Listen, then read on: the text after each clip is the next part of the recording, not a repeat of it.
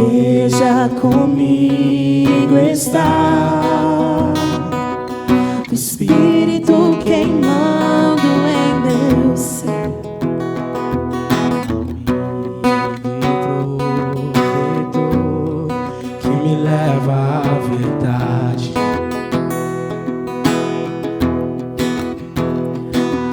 Traz luz ao meu perdido coração, até meu tempo aqui findar.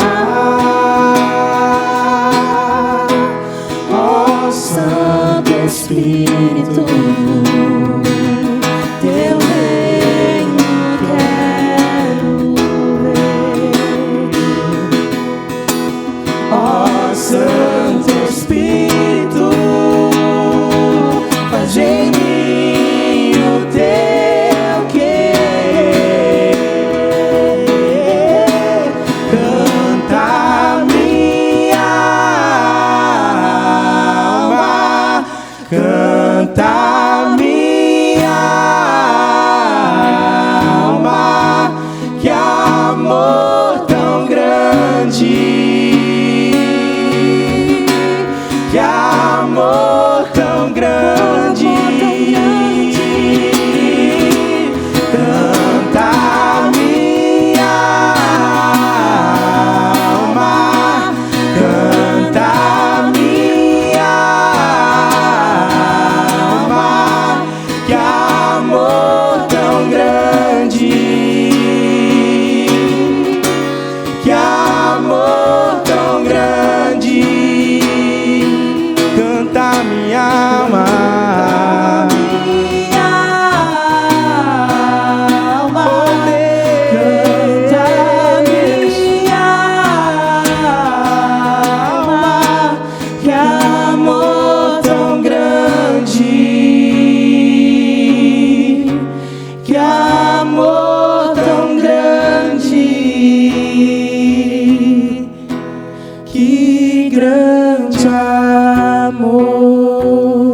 meu Deus, o que era e há de vir, prepararei o teu caminho até o fim. Por entre as nuvens ele vem, bem alto eu te darei o meu louvor. Então verei, meu Deus, pra casa eu vou. Glória a Deus, glória a Deus. Vamos fazer agora um momento de generosidade, oração. Bom dia. Muito bom estar aqui de manhã, né? Muito bom estar aqui louvando ao Senhor, cantando para Deus, junto com os irmãos. Eu queria que você estivesse fechando os seus olhos, entrando na presença de Deus agora, buscando o Senhor, após esse momento de louvor, onde a gente cantou para Ele, disse como Ele é importante para nós. Nós dissemos: canta minha alma, canta ao Senhor, louva ao Senhor, teu Criador, que te ama, que cuida de você, que te abençoa, que te guarda, que te mostra o bom caminho, que te cura, que te livra todos os dias, com livramentos que você nem imagina. Por quantos livramentos nós passamos todos os dias e nós nem sabemos. Quantas vezes Deus nos guarda, Deus nos direciona em atitudes que a gente poderia tomar atitude errada, mas o Senhor está lá com a gente, o Espírito Santo está lá com a gente. Deixa o Senhor falar ao seu coração nesse momento, nessa manhã. Não venha com a expectativa de só mais um domingo. Você não saiu da sua casa até aqui só para mais um culto. Você saiu da sua casa até aqui para cultuar o Senhor, para o culto. Louve o Senhor no seu coração nesse momento. Queria convidar você a ir falando com Deus da forma que você quiser. Se você quiser se assentar, se você quiser se colocar de joelhos.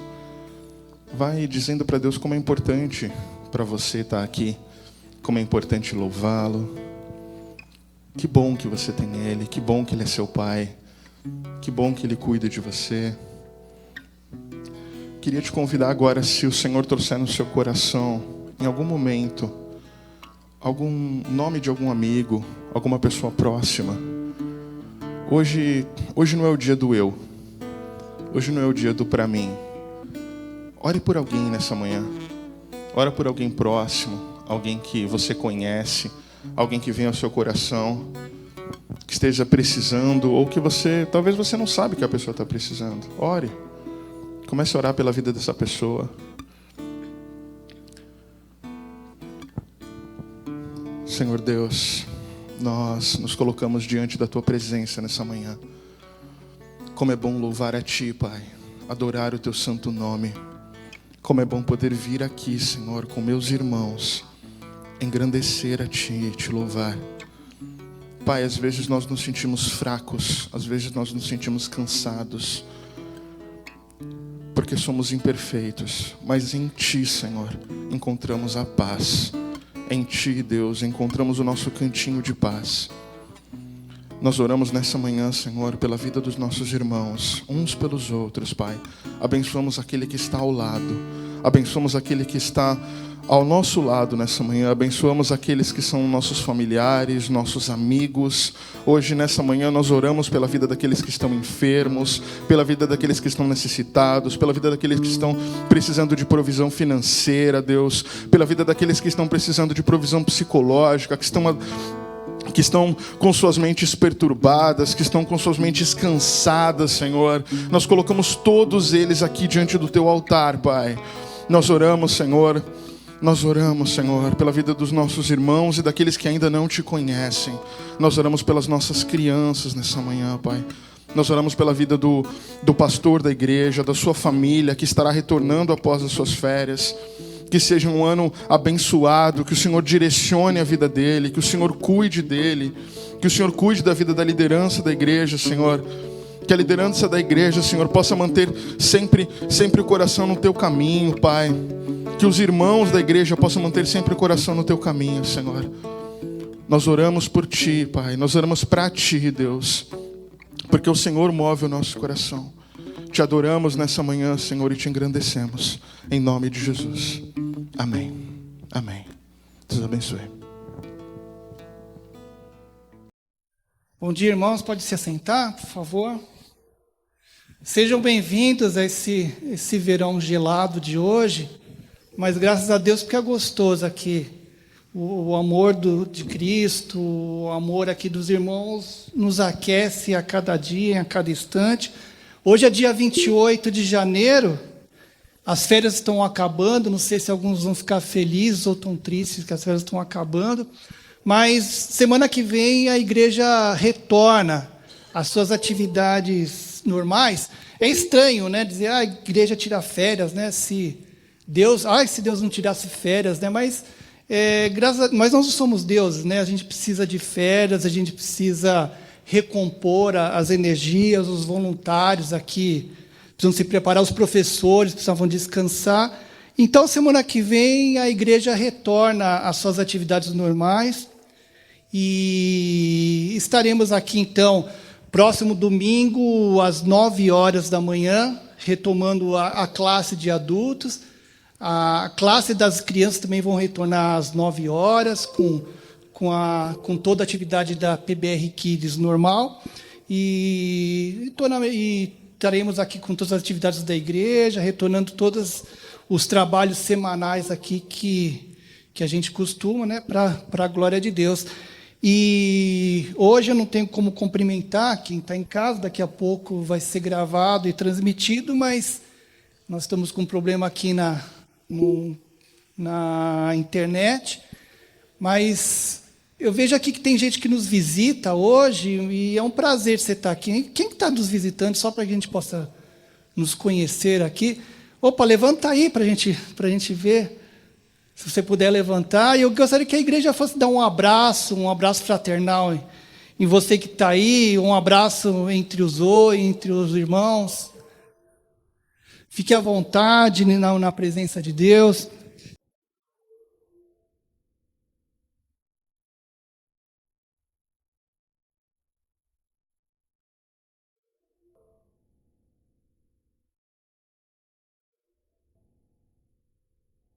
E também lembrando que hoje à noite não haverá o culto presencial, mas a semana que vem retorna, tudo volta ao normal semana que vem. Acho que é isso que eu não sei se eu esqueci mais alguma coisa. Mas eu gostaria de trazer uma mensagem que já está no meu coração, já faz muito tempo que para trazer aqui. É uma história assim da Bíblia que me sensibiliza muito. E sim, tem tocado muito na minha vida, e eu espero que toque na vida de cada um. Então eu quero convidar você a abrir a palavra de Deus no livro de Marcos, no capítulo 9.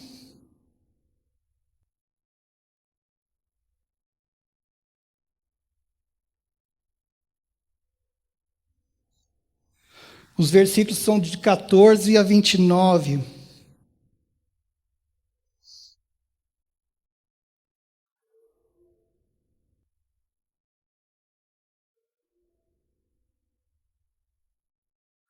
Ele diz assim: quando chegaram onde estavam, os outros discípulos viram uma grande multidão ao redor deles, e os mestres da lei discutindo com eles. Logo que todo o povo viu Jesus, ficou muito surpreso e correu para saudá-lo. Perguntou Jesus: o que vocês estão discutindo?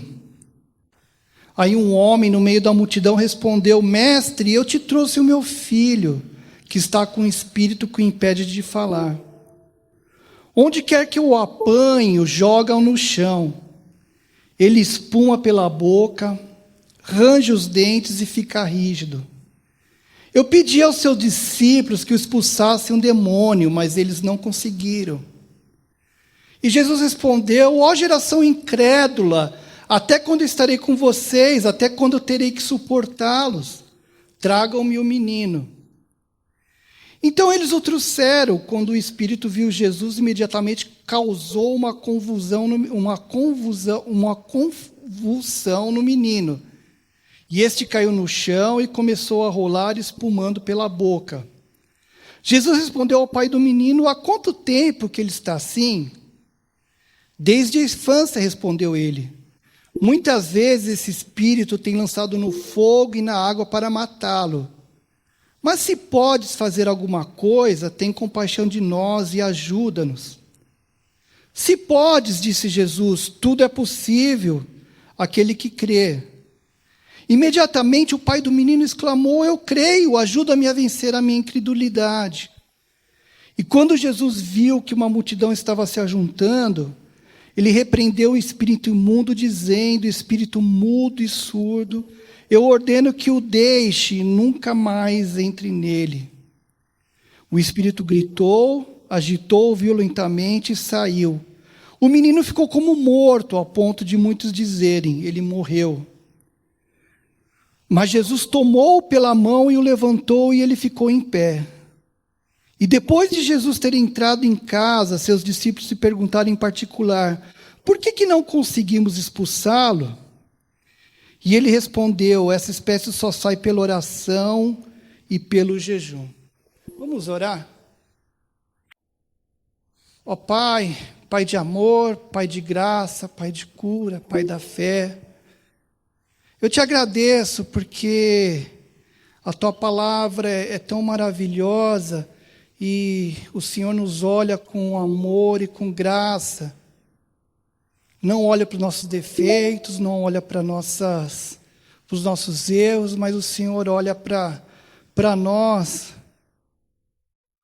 com toda a tua compaixão, com todo o teu amor. Senhor, nos ajude nesse momento, nessa meditação, a falar aquilo que vem de Ti, vem daquilo que realmente o Senhor quer nos dizer. Ajuda-nos, Senhor, nessa palavra e ajuda-nos a caminhar nesse amor e nessa graça. Em nome de Jesus, amém. Quando eu olho e aprendo, ou faço uma leitura, talvez, desse versículo, desse texto, dessa história, a gente pode estar imaginando que Jesus está dando uma repreensão no povo por causa de uma questão de fé. Parece que ele está dando bronca lá no pessoal, porque, dizendo, geração incrédula, eu não aguento a incredulidade de vocês, a falta de fé de vocês. Ele está uma bronca no pai, dizendo, você não crê, então tudo é possível que crê. E quando questionado, Senhor, por que a gente não consegue operar milagres, fazer isso, fazer aquilo? Porque a oração de vocês é fraca, vocês não conseguem fazer as coisas porque vocês não sabem orar direito. Se a gente olhar por essa visão, a gente acha que Jesus está chateado conosco ou com a questão da nossa falta de fé. Isso é um texto olhando de uma visão errada. Mas quando a gente olha esse texto sem uma interpretação descuidada, a gente tem que olhar aqui e verifica que nesse contexto, nessa história, nesse texto, nessa narração, existe uma história, existe uma motivação, existe dor, existe sofrimento. Essa história ela não começa lá no capítulo 14, quando Jesus ele desce lá do Monte da Transfiguração. Antes eles estavam lá com Pedro, Tiago e João, desfrutando lá das benéficas do Monte da Transfiguração, que era um momento gostoso, ninguém queria sair de lá, mas eles tinham que sair de lá para ver a realidade do mundo. Ele não acontece nesse momento, essa narrativa, ela acontece como história. Tem uma história dentro dessa narrativa. Essa história não aconteceu naquele momento, essa história ela começa há muito tempo atrás, antes de ter toda essa motivação. Ela começa a partir do momento que uma família, ela tem um pai, uma mãe, um casal, gera um filho. E sobre esse filho, e quem tem filho sabe que quando nós temos filhos, nós temos sonhos, nós temos desejos, nós temos esperança, nós queremos o melhor para o nosso filho. A gente deseja que tudo dê certo para o nosso filho, que todas as coisas aconteçam de melhores para os nossos filhos. E se você olhar os outros textos, ou as outras versões, nos outros evangelhos, perceber que esse era um filho único que eles tinham. E esse já era moço. Aqueles pais desejavam que os filhos dele, que esse filho dele fosse para a escola, aprendesse, brincasse com outras crianças, que ele crescesse, que ele aprendesse a ler, que ele estudasse, que ele tivesse uma adolescência normal, que ele convivesse com outras pessoas, que ele vivesse com outros amigos dele. Mas aconteceu alguma coisa nesse momento, na história desse pai, dessa família. Aconteceu que na infância, diz que não sei como de modo, um espírito se apossou desse menino e de repente esse menino ficou mudo. Esse menino ficou mudo, ele tinha epilepsia, ele se contorcia, ele espumava. E a pior coisa é quando você vê uma criança ter uma epilepsia e você não poder fazer nada. É triste. Você não pode, é a pior coisa para um pai ver isso e você não poder fazer nada. Esse menino tinha tendência suicida. O espírito que estava nele queria que ele se matasse, ou se jogasse no fogo, na água e se matasse. Então era uma história dolorida. Por anos, esses pais não tiveram uma vida que a gente diz uma vida normal. Era uma vida de dor, uma vida de sofrimento. E eles cresceram vivendo esse tipo de vida. É uma história, né, que se você fosse representar, daria uma peça teatral muito bonita. E o primeiro ato que a gente poderia falar é que esse pai ouviu que o Jesus de Nazaré estava passando por ali. E ele já não podia fazer mais nada, então ele ouvia que esse Jesus curava, que esse Jesus podia fazer milagres, que podia operar, podia fazer prodígios. E ele quis levar esse jovem, esse rapaz, para esse Jesus, para ver se tinha uma solução para esse Jesus. E chegando lá, ele não encontrou Jesus, mas ele encontrou os discípulos, e os discípulos dele não podiam fazer nada. E ali naquele meio, gerou-se uma discussão, uma briga, gerou-se questionamentos, gerou-se tudo que podia existir, gerou bagunça, confusão. E Jesus descia lá do monte, e quando as pessoas viram Jesus, foram correndo atrás dele, surpreso, e quando ele chegou ali, ele viu uma confusão, viu tumulto, viu bagunça, viu tudo que não podia vir naquele momento. Porque ali, quando chegaram religiosos ali, chegaram doutores da lei e começaram a discutir o porquê que não havia cura, o porquê não havia milagre, o porquê que havia demônio, o porquê não havia demônio, se o que era isso, o que era aquilo, o que estava acontecendo. Haviam discussões ali. E ali no meio da multidão, não no meio dos doutores, mas no meio da multidão, um homem levantou e disse: Senhor, eu vim aqui trazer o meu filho que sofre de um problema. Meu filho, ele tem dor, ele tem sofrimento. Eu trouxe aqui para os seus discípulos, mas os seus discípulos não conseguiram curar o meu filho, não conseguiram dar uma solução para o problema do meu filho. Mas de repente, o pessoal começou a pegar a dor do meu filho, o sofrimento do meu filho, e transformou em questões teológicas, em questões de briga, em confusões, em discussões. Transformaram a dor do meu filho, transformaram a dor que eu estou passando, o sofrimento do meu filho em discussões.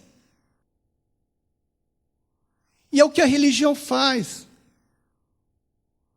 A religião, ela quer só saber o porquê das coisas, quer discutir isso, quer discutir aquilo, e não quer dar solução, ela quer saber o que acontece. E Jesus, ele olhando aquela falta de empatia, aquele falta de amor, aquilo dói para Jesus, e ele chega a dizer: ó geração incrédula. Se você olhar ainda em Mateus, em Lucas, ele acrescenta: ó geração incrédula e perversa. Até quando eu vou suportar a cegueira de vocês? Até quando eu vou suportar a incredulidade de vocês? Até quando eu vou suportar essas discussões que não tem nada a ver, que não dá solução para as pessoas? E Jesus diz: traga para mim um menino. Percebe que Jesus, ele não entra em discussão, ele não vai questionar aonde que surgiu isso ou aquilo, ele não entra nas discussões teológicas. Porque para Jesus, o importante é a dor. O importante é o sofrimento. Para Jesus, o importante é o ser humano. Não são as questões. Não são o legalismo. Jesus está se importando com tudo aquilo, com a pessoa, com o ser humano. E chegando lá, o menino, o demônio, ao ver Jesus, assim como as trevas, quando vê a luz, elas não resistem, e o menino lá começou a cair no chão, se manifestar, e percebe que Jesus se manteve calmo, sem nervosismo nenhum, deixando a situação ali acalmando, e só conversando com o Pai.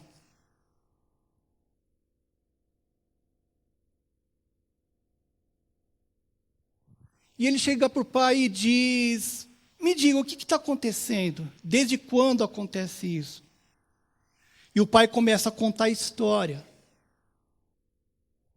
É o interessante que Jesus é aquele que se importa com a nossa história.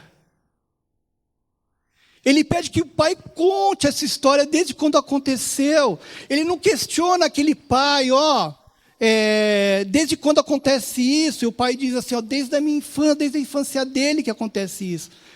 Jesus não questiona, mas o que você fez? O que você buscou? Você acendeu vela para quem? O que você andou fazendo para o bicho vir aí? Percebe que Jesus não vai fazendo essas questões, ele só pede para o pai, assim como o médico que quer ouvir o histórico do paciente para trazer a libertação, para trazer a cura, ele pede que o pai fale da sua história.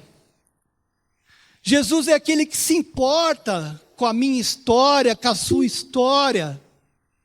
A sua história é importante para Jesus, não importa o que você fez ou o que deixou de fazer, o que aconteceu ou deixou de acontecer, ele se importa com a tua história. Ele se importa com aquilo que acontece na sua vida sem fazer nenhum julgamento. Ele é aquele que quer dar liberdade. E a tendência nossa é sempre quando vê alguma situação ou vê alguém diferente, a gente quer julgar. E Jesus não julga. Tem um livro que eu recomendo vocês lerem. Para mim foi um dos melhores livros que eu já li, que chama-se O Deus Invisível, de Philip Yancey. É excelente esse livro. Numa das histórias, ele conta que um pai estava no metrô, lá de Nova York, metrô vazio, e ele tinha uns 3 ou 4 filhos, ou 4 ou 5 filhos, eu não lembro mais ou menos, e dizia que, enquanto ele ficava sentado ali no banco, as crianças corriam lá no trem, gritavam, faziam baderna, e aquilo incomodava as outras pessoas que estavam ali assentadas. E aquela gritaria, e o pai não fazia nada. E as pessoas reclamavam, ficavam olhando com cara feia, e não sabia assim, por que aquele pai não tomava nenhuma providência. O que as pessoas não sabiam é que faziam 3 horas que aquele pai havia saído do hospital e que a mãe daquelas crianças havia falecido. E aquele pai estava desnorteado porque não sabia o que fazer com aquelas crianças, como ele ia poder cuidar. E criança incomoda, criança grita, incomoda, faz barulho. E muitas vezes os outros incomodam. Há uma música do cantor cristão que antes eu sempre ficava olhando ela com algum tipo de resignação, não gostava muito da letra. Porque num dos textos dela, ela dizia assim que olhar com simpatia os erros do irmão, os erros de um irmão. É o Cantor Cristão 381. Por que eu tenho que olhar com simpatia os erros de uma pessoa, os erros de um irmão? Porque a nossa tendência é sempre dizer, não, eu quero olhar com julgamento os erros de um irmão. Olhar com simpatia os erros de um irmão não quer dizer você aceitar os erros do irmão, mas é olhar, entender que talvez nós não sabemos o que envolve aquele erro. Mas eu sempre esqueci e não olhava a segunda parte desse verso. Quem é mais antigo aí, o que diz o restante desse verso? É olhar com simpatia os erros do irmão e que mais? Aí, o pessoal da quarta-feira sabe. E todos ajudá-lo com branda compaixão. Jesus é aquele que nos ajuda, que não olha, ele tem uma branda compaixão com a gente. Ele expõe não olha os defeitos nossos, mas ele nos trata com compaixão. Trata com compaixão a vida das pessoas. E às vezes a gente vive como pessoas que constroem os nossos mundos. E dentro desses mundos nós colocamos os nossos núcleos, aqueles que são próximos, aqueles que se envolvem dentro do nosso mundo, que concordam com o nosso mundo. Mas quando vem alguém que quer atrapalhar, que quer incomodar o nosso mundo, que quer trazer alguma coisa diferente, isso nos incomoda. Que tenta mudar o nosso mundo, quando alguém tenta mudar o nosso mundo, isso nos incomoda.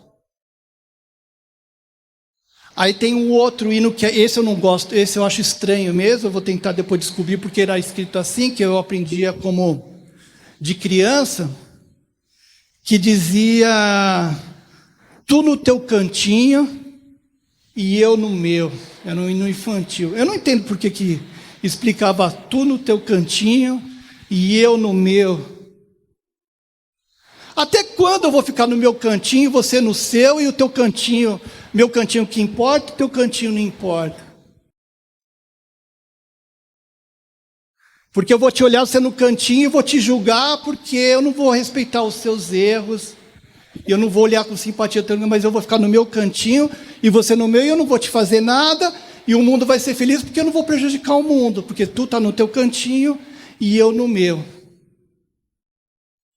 Então percebe que Jesus é aquele que se importa com a minha história, se importa com aquilo que não julga a minha história, e sabe que nós precisamos mudar esse tipo de história.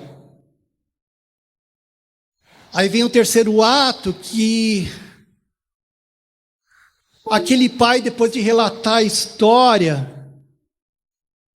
ele questiona Jesus: olha, eu tenho esse sofrimento, esse tipo de dor.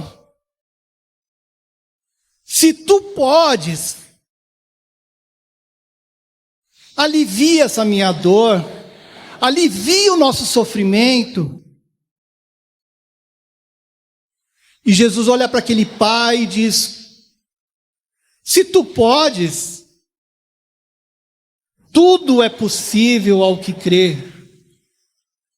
E se tudo é possível ao que crê, imagine para mim, que sou o pai da fé, que possa fazer todas as coisas. E o pai, ouvindo aquilo: Senhor, eu sei que tudo pode, tudo é possível naquele crê, mas eu creio que tudo pode aquele crê, mas eu não consigo crer que tu nessa possibilidade. E diz outros textos que ele chorava, desabava de choro. E diz o Salmo 51:17 que um coração quebrantado e contrito Deus não despreza. E Deus é esse que não despreza um coração contrito. Jamais ele chegou para aquele pai e disse assim: olha, já que você não tem fé, então não vai ter milagres aqui. Se você não tem fé, se você não consegue crer, então não tem como eu agir aqui. Como é que eu vou agir se você não crê? E o pai clamava: ajuda na minha incredulidade, porque o sofrimento, a dor que veio para mim, esses anos de dificuldades, eles abalaram a minha fé, abalaram a minha esperança. Eu já não consigo mais crer, a minha única esperança é você, Jesus Cristo. Eu já não creio mais na minha fé, mas eu creio. A minha única esperança está em você, Jesus. É em você que eu tenho que resgatar a minha fé. Jesus não desprezou isso. Ele fez o desejo, cumpriu o desejo do coração daquela família. Chamou aquele menino que estava lá, expulsou o demônio que havia naquela criança, naquele jovem, naquele rapaz, antes que a multidão chegasse, porque Jesus não gosta de espetáculo, não gosta de ficar com aparições. Ele quer resolver o problema das pessoas, ele não quer expor, ele não quer fazer marketing. E quando ele chegou e as pessoas achavam que o menino estava morto, ele foi lá, pediu para que o menino se levantasse, porque ele é o Deus da restauração, aquele que restaura, que tira alguém da morte para a vida, e levanta aquela pessoa, e dá àquela pessoa a possibilidade de caminhar e de ter uma nova vida. E ali houve um milagre, ali houve a cura, ali houve a bênção, naquela ocasião. E eu fico imaginando, irmãos, e quando não há milagres? E quando não existe cura? E quando não existe solução para os problemas? O que acontece? Será que a minha fé está tão fraca assim e Deus não está me ouvindo ou Deus não me ama? Ou Deus quer fazer eu sofrer? Por que às vezes eu sempre peço alguma coisa e Deus não cumpre, e esse é o desejo de anos da minha vida, do sofrimento, que eu quero uma solução para mim, para minha família? O que acontece com a minha fé? Será que a minha fé está tão fraca assim? Há duas questões. Primeiro, irmãos, que primeiro é a gente achar que fé e milagres são as mesmas coisas. A gente tem essa tendência de achar que fé, milagres, curas são as mesmas coisas. Fé é uma coisa, milagre e manifestações são outras. Milagres, curas. Não existe milagres, curas sem fé. Mas saiba de uma coisa, existe fé sem curas e milagres. Então, às vezes, a gente acha que porque não ocorreu, porque não aconteceu aquilo que a gente quer, a gente está sem fé. Mas não é verdade, irmãos, porque fé, o milagre ele vem da fé, mas a fé pode existir sem um milagre. E às vezes, Cristo está querendo falar para nós: olha,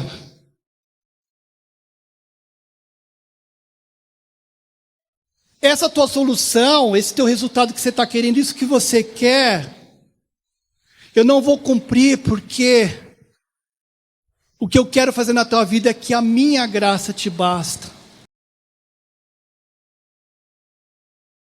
Porque às vezes nessa dor, nesse sofrimento, que o meu poder vai se fortalecer. Como Paulo diz que, então eu vou me gloriar grandemente nas minhas fraquezas, para que o poder de Deus resposta. Por isso, por amor de Cristo, eu me regozijo nas fraquezas, nos insultos, nas necessidades, nas perseguições, nas angústias, porque quando eu sou fraco, eu sou forte. Então, às vezes, o que Deus está querendo falar para nós, ou o que está querendo dizer para nós, é que o seguinte, que talvez o que eu quero é me fortalecer, às vezes, na fraqueza, na dor, na angústia. É aí que eu vou trabalhar em você. É aí que eu vou te transformar em forte, em fortaleza. É aí que eu quero trabalhar. Paulo, ele diz que 3 coisas permanecem. Ele não diz que permanecem os milagres. Ele não diz que permanecem os históricos, as ações, as manifestações. Mas ele diz que permanecem 3 coisas. A fé, a esperança e o amor. E o mais importante desse é o amor. A fé permanece, a esperança permanece enquanto nós tivermos vida, a esperança permanece. E permanece um amor. É nisso que a gente tem que centrar. E para terminar,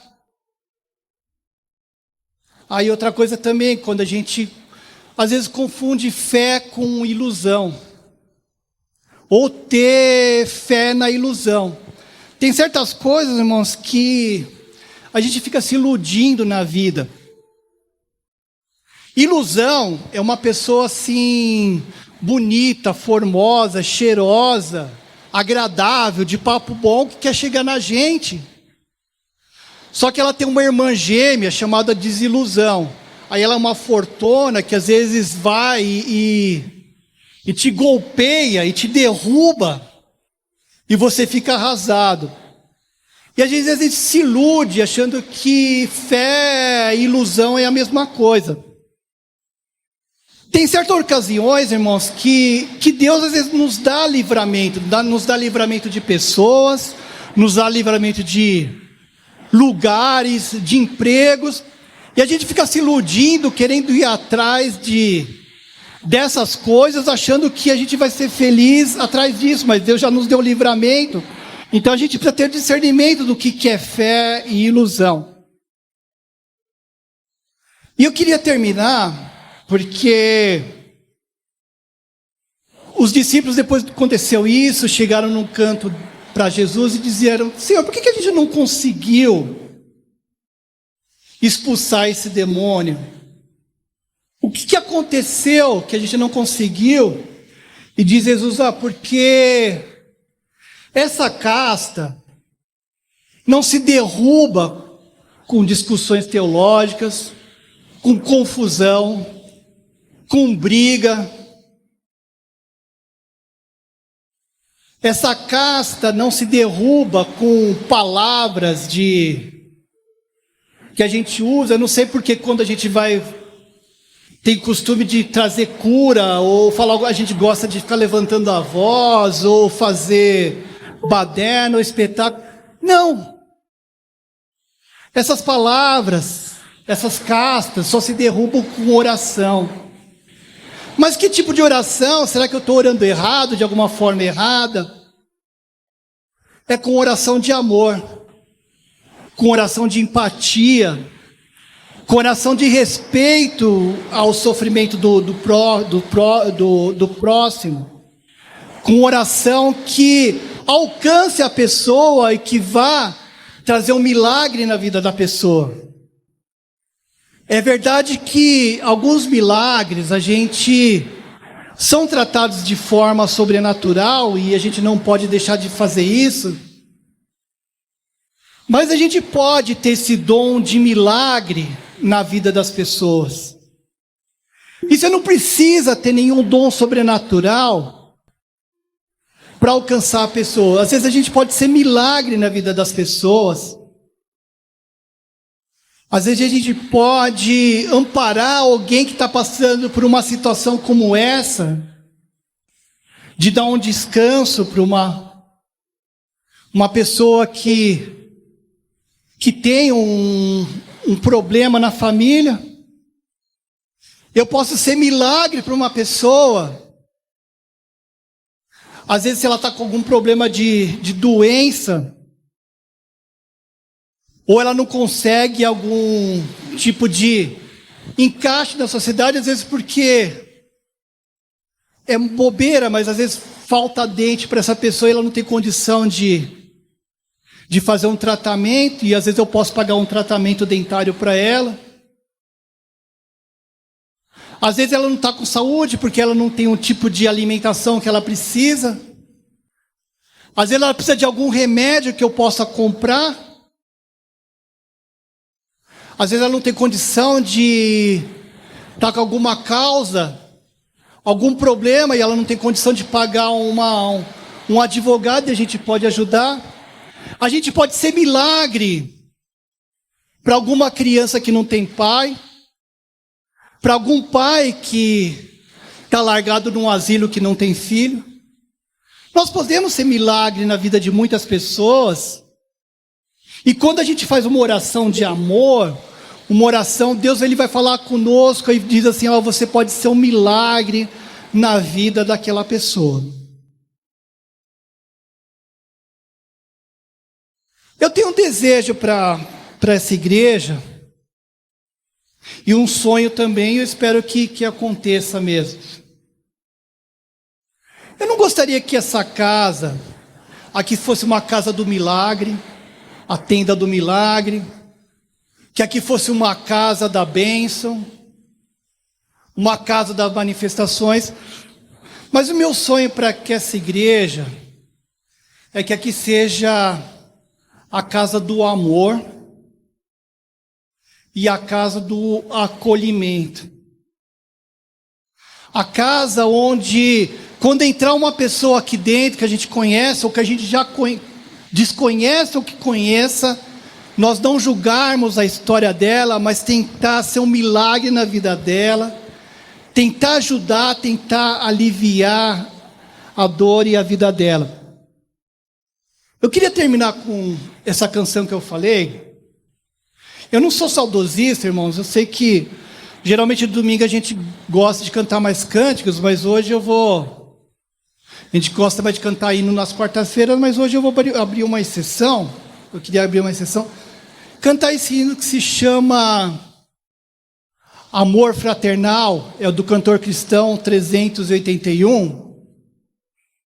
Não sei se os jovens conhecem esse daqui, mas quem não conhece vai conhecer as letras, ou quem já conhece, olhar o que a letra dessa música ela diz, e eu desejo, a minha oração, que seja para essa igreja, a vida dessa igreja, uma vida com amor fraternal, sem olhar com julgamento, sem brigas, sem discussões, mas que possa crescer no amor e na graça que Jesus nos deu.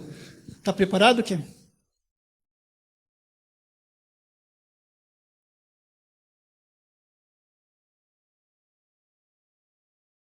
Som. É o hino 381, né? 381 do cantor Se cristão. colocarem a letra aí para o pessoal cantar, né?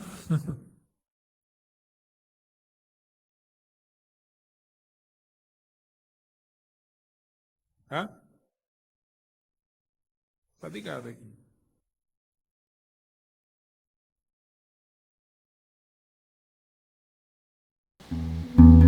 Agora é assim. A igreja pode ficar de pé para cantar? Presta atenção, é muito antigo, mas é uma letra muito especial. Jesus, pastor amado, contempla-nos aqui, concede que sejamos um corpo só em ti, com tendas e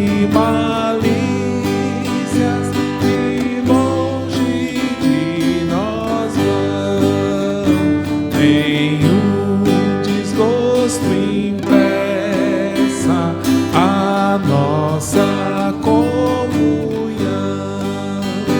pois sendo resgatados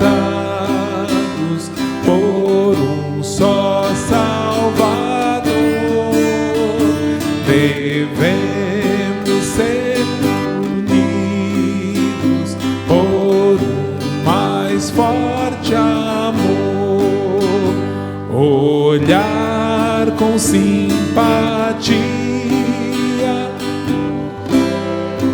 de um irmão e todos ajudá-lo com branda compaixão. Jesus suavemente ensina-nos a amar, e como tu sejamos também no perdoar. Oh, quanto carecemos de auxílio do Senhor, unidos supliquemos a Deus por esse amor. Se tua igreja toda andar em santa união, então será bendito o nome de cristão. E assim o que pediste em nós se cumprirá, e todo mundo inteiro a te conhecerá. Amém. O que Jesus nos pediu?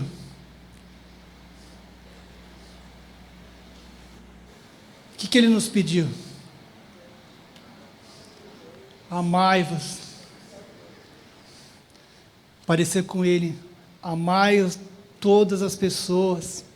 O que Ele nos pede é isso, é que eu ame e que esse amor que seja, o exemplo dele seja para nós também.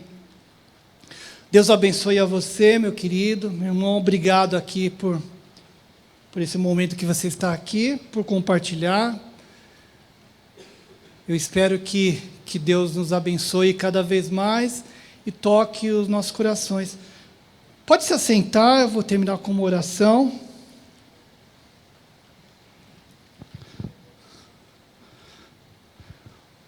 Ó Deus, eu te agradeço porque o teu amor, ele é imenso, ele é inexplicável.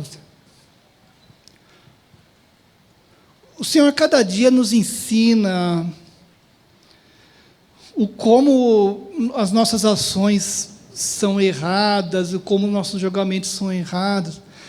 E como é difícil ser como o Senhor era, mas nos faz aproximar a ser como tu eras, como tu agias, como tu amavas,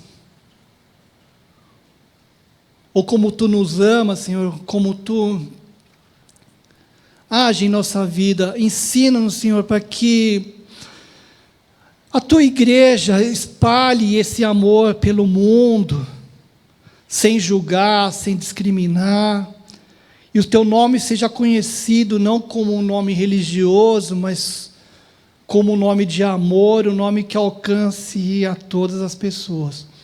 Abençoa a tua igreja, abençoe a tua igreja aqui local, a tua igreja aqui espalhada no mundo, para que ela transmita um amor verdadeiro, não um legalismo, mas um amor verdadeiro, um amor que cura, que faz milagre, que ajuda na vida das pessoas. Abençoe a vida de cada um e que a gente possa ter empatia para olhar o problema e as dificuldades daqueles que estão próximos de nós. e nos modifica, Senhor, porque é o que nós precisamos. Eu te agradeço por tudo, louvado seja o teu nome, hoje e para todos sempre. Amém. Deus abençoe a todos, fiquem na paz.